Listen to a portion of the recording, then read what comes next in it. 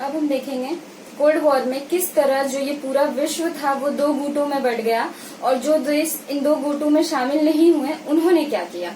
तो सबसे पहले हम ये देख लेते हैं कुछ इम्पोर्टेंट इससे जुड़ी हुई जो घटनाएं हुई कोल्ड वॉर से, उसको हम पहले देख लेते हैं।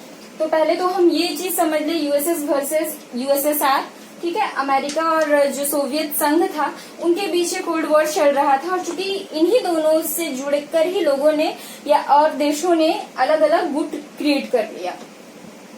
तो सबसे पहले तो ये हम समझ ले कि कोल्ड वॉर था क्या। कोल्ड वॉर था वॉर ऑफ आइडियोलॉजी, ठीक है। कोल्ड वॉर जो था वो एक विचारधारा का युद्ध था। जो दो विचारधाराएं कौन सी थी और वो किस चीज को फेवर करती थी उसके बारे में हम पहले ही बता चुके हैं।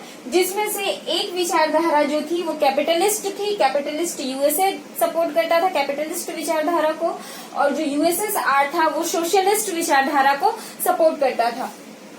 तो ये हो गया कि वॉर ऑफ आइडियोलॉजी इन दोनों के बीच है, जो आगे चलकर यूएसए इसमें जीता।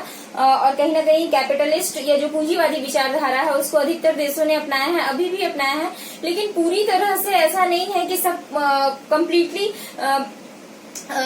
पूंजीपति या जो कैपिटलिस्ट अप्रोच है इकोनॉमी का उसको अपनाए हुए हैं। बहुत सारे देशों में या खुद अमेरिका में भी कुछ ऐसे पोर्शन देखे जाते हैं इकोनॉमी के, जहां उन्होंने मिक्स्ड इकोनॉमी के कुछ अंश को भी कुछ को भी ऐड किया। जैसे हमारा इंडिया वो भी मिक्स्ड इकोनॉमी को ही अपनाए हुए है। वो सोशलिस्ट अप्रोचेस के जो कैरेक्टरिस्टिक्स हैं और जो कैपिटलिस्ट आइडियोलॉजी के जो कैरेक्टरिस्टिक्स है उन दोनों को मिक्सअप करके कहीं ना कहीं इंडिया ने मिक्स्ड इकोनॉमी को अपनाया हुआ है।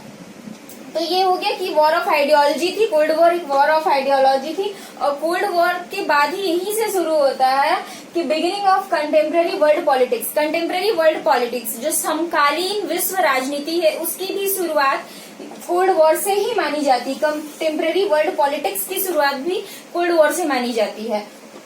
तो बहुत सारे लोग या बहुत सारे जो देश थे वो किस तरह से एक दूसरे को प्रभावित करने लगे या इंटरनेशनली वो कैसे किससे संबंध बनाने लगे, ये इन सारी चीजों को भी देखा जाता है कि कंटेम्प्रेरी वर्ल्ड पॉलिटिक्स किस तरह से कोल्ड वॉर के बाद स्टार्ट होता है। तो इसको बहुत डिटेल में जाने की यहाँ पे जरूरत नहीं है। इस पे अलग टॉपिक अगर होगा तो नेक्स्ट टाइम पे इस पे कुछ अलग से लेक्चर दे देंगे। लेकिन अभी बस यहाँ पर समझ लीजिए कंटेम्प्रेरी वर्ल्ड पॉलिटिक्स की शुरुआत यहाँ से हो चुकी है कोल्ड वॉर से। और क्यूबा क्राइसिस वही था। क्यूबा पे युद्ध होते होते युद्ध होने से बच गया, वही क्यूबा क्राइसिस था। जो कि चूंकि इन दोनों के बीच में अनबन काफी पहले से चल रहा था, लेकिन क्यूबा क्राइसिस जब हुआ तो ऐसा प्रतीत हुआ कि युद्ध हो जाएगा, लेकिन युद्ध हुआ नहीं, वो क्यूबा क्राइसिस।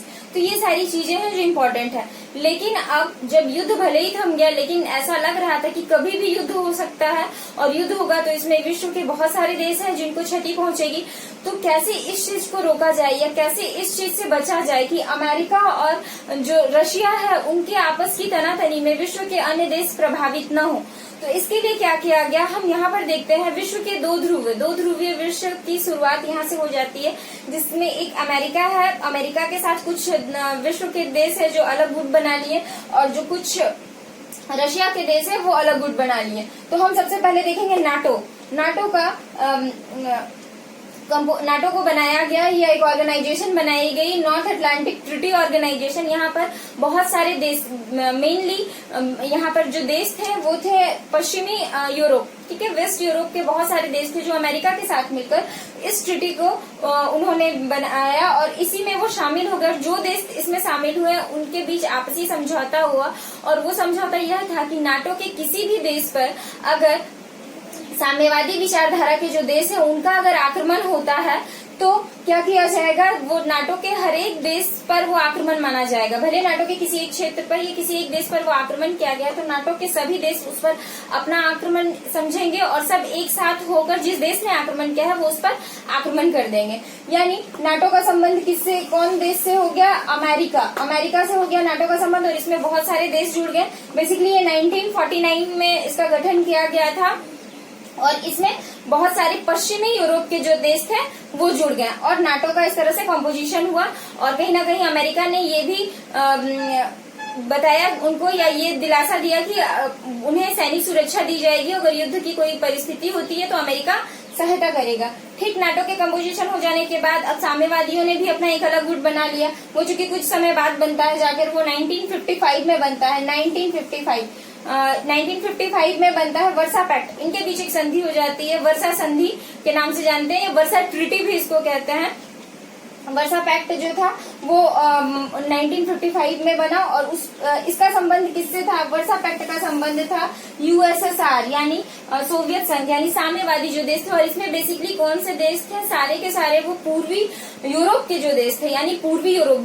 दो पोलर हो गए यहाँ पर, एक पश्चिमी यूरोप, पूर्वी यूरोप। पूर्वी यूरोप में जो थे वो सारे के सारे साम्यवादी देश शामिल हो गए। पश्चिमी यूरोप जो था उसमें अमेरिका के साथ पश्चिम के यूरोप के सारे देश शामिल हो गए नाटो में।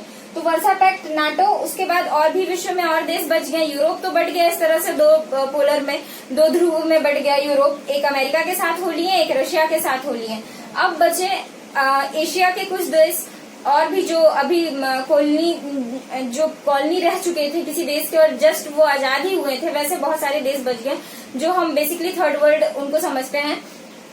क्योंकि ये देश अभी ही आजाद हुए थे और इनकी स्थिति वैसी नहीं थी कि ये किसी भी देश, किसी भी युद्ध में शामिल हो या किसी भी गुट में शामिल होकर सैनिक गतिविधियों में शामिल हो जाएं, क्योंकि इन्हें अभी था कि इनकी अपनी जो आजादी मिली है या इनका जो अपना स्टेट है ये इसको अपना डेवलप्ड करे। ये कहीं ना कहीं डेवलपिंग कंट्री थी, इनको अभी अपना भविष्य, अपने देश का भविष्य बनाना था, इसलिए किसी भी देश में शामिल नहीं हुए। तो यहीं से एक आइडियोलॉजी और आती है गुट निरपेक्षता की, जो कि जिसमें जवाहरलाल नेहरू, टिटो और भी बहुत सारे 4-5 नेता ने महत्वपूर्ण योगदान दिया। चूंकि गुट निरपेक्ष पर मैं अलग टॉपिक पे लेक्चर दूंगी, इसलिए उसको अभी डिटेल में नहीं बता रही हूँ। लेकिन ये समझ लीजिए कि जो सीटो था, South East Asia Treaty Organisation, यानी साउथ ईस्ट एशिया के जितने भी देश थे वो इसमें शामिल हो गए। ठीक है, ये 1954 में ये ऑर्गेनाइजेशन बना और इसमें साउथ ईस्ट एशिया के जितने भी देश थे, जैसे साउथ ईस्ट में भारत है, भारत के नीचे इधर जितने भी इंडोनेशिया वगैरह जो देश है, जो कुछ द्वीपीय देश है, वो सारे के सारे सीटों में शामिल हो गए। तो 1954 में सीटों का भी गठन हो गया और इनका ये था कि हम ना ही नाटो में शामिल होंगे, ना ही वर्सा पैक्ट, ना ही दैट मीन्स ना ही ये यूएसए के साथ जाएंगे और ना ही यूएसएसआर के साथ जाएंगे, ये अपना अलग गुट बनाएंगे। लेकिन ऐसा नहीं था कि ये वर्ल्ड पॉलिटिक्स से पूरी तरह से अपने को दरकिनार कर लेंगे। ये मध्यस्थता करने की कोशिश करेंगे इन देशों के बीच में, जिसमें भारत ने बहुत ही महत्वपूर्ण भूमिका निभाई। गुट निरपेक्षता नीति को मानते हुए भी उसने अमेरिका से भी, शीत युद्ध की जो परिस्थितियां चल रही थी, उसने अमेरिका से भी कांटेक्ट करने का कोशिश किया, रशिया से भी, क्योंकि रशिया से तो हमारे देश के पुराने संबंध बहुत ही अच्छे रहे हैं। तो वो ना ही ये जो देश थे वो दोनों देश में से किसी से भी दुश्मनी मोल नहीं लेना चाहते थे। अगर वो यूएसए के साथ हो लेते तो कहीं ना कहीं यूएसएसआर के अपोजिशन में चले जाते, और अगर यूएसएसआर के साथ हो लेते यानी वर्सा पैक्ट में अगर वो जुड़ जाते तो वो फिर नाटो में जो देश है उनके पोजीशन में चले जाते। तो इन्होंने एक बीच बचाव मध्यम मार्ग निकाला कि हम किसी भी गुट में शामिल नहीं होंगे, हम अपना गुट बनाएंगे और एक डिफेंसिव, और ये जितने भी ऑर्गेनाइजेशन हुए ये कहीं ना कहीं डिफेंसिव बातों को लेकर ही हुआ था कि किस तरह से ये जो देश है उनको डिफेंस किया जाएगा, वो अपने आप को किस तरह से डिफेंस कर पाएंगे। तो सीटों के साथ भी यही था, ये अपने सैनिक बल को तैयार करेंगे लेकिन किसी भी दोनों गुट में शामिल नहीं होंगे और अपनी रक्षा करेंगे, और जरूरत पड़ने पर इन दोनों के साथ मध्यस्थता भी करने की कोशिश करेंगे। ऐसा नहीं था कि ये पूरी तरह से न्यूट्रल हो जाएंगे, ये वर्ल्ड में क्या चल रहा है उस पर ध्यान नहीं देंगे। तो ये सीटो था। तो साउथ ईस्ट एशियन हो गया, सेंट्रल एशियन का देश जो भी कंट्रीज है वो बच गए, तो उसमें वो सेंटो में आ गए। ठीक है, इसे बगदाद पैक्ट के भी नाम से जाना जाता है। ये 1955 में हुआ था। ये देखिए सिमिलर है, याद करने में इजी होगा। इस तरह से इसको कोरिलेट कर लीजिए कि वर्सा पैक्ट और जो सेंटो है वो सेम टाइम पर हुआ है 1955 में।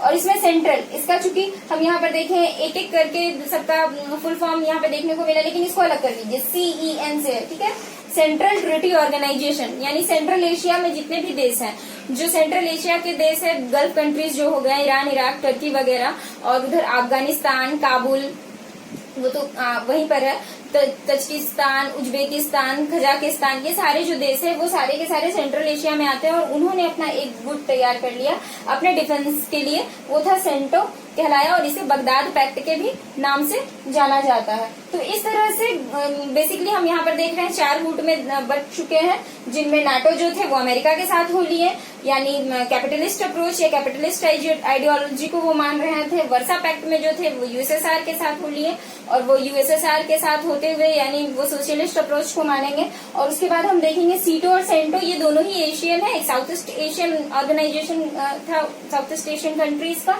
और सेंटो जो है वो सेंट्रल एशियन कंट्रीज का ऑर्गेनाइजेशन था। तो इस तरह से ये डिवीजन हो गया पूरे वर्ल्ड का।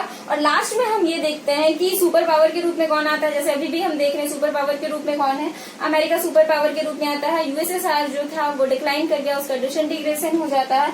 और कहीं ना कहीं इस युद्ध में हम देखते हैं कि अमेरिका एक सुपर पावर के रूप में पूरे विश्व में उभर कर आता है। लेकिन ये परिस्थिति कब तक रहेगी, ये कंटेम्प्रेरी वर्ल्ड पॉलिटिक्स हमेशा चेंज होते रहता है।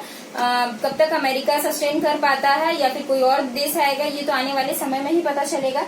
फिलहाल अमेरिका को ही सुपर पावर के रूप में जाना जाता है। और अभी भी हम कंटेम्प्रेरी टाइम पर भी देखते हैं, रिसेंट टाइम में चल रहा है कि वो किस तरह से कितने देशों को डोमिनेट करने या फिर अपनी जो सबसे ज्यादा शक्ति है वो शक्ति को शो करते हैं या फिर वो सच में शक्तिशाली हैं, इस चीज को हम लोग देखते हैं। और सुपर पावर के रूप में अमेरिका है। तो ये सारी चीजें हम आगे देखते रहेंगे। और नेक्स्ट जो टॉपिक होगा आपके सिलेबस से रिलेटेड इसी से लिंक्ड है, चूंकि गुट निरपेक्ष, तो पहले गुट निरपेक्ष वाला टॉपिक हम कंप्लीट कर लेंगे। उसके बाद फिर जो आप लोगों के सिलेबस में जो टॉपिक बच रहा है उसके अकॉर्डिंग नेक्स्ट लेक्चर आएगा। तब तक के लिए इसे देखिए। और जो भी आप लोगों को समझ में नहीं आ रहा है कमेंट करके पूछ सकते हैं। और जो टॉपिक में दिक्कत हो रहा है, ठीक है, बहुत सारे टॉपिक ऐसे हैं जिनमें आपको कुछ प्रॉब्लम्स आ रहे हैं, आप कमेंट कर दीजिए, तो फिर नेक्स्ट वीडियो हम उसी पर क्रिएट कर देंगे। तब तक के लिए इतना ही, अच्छे से पढ़िए।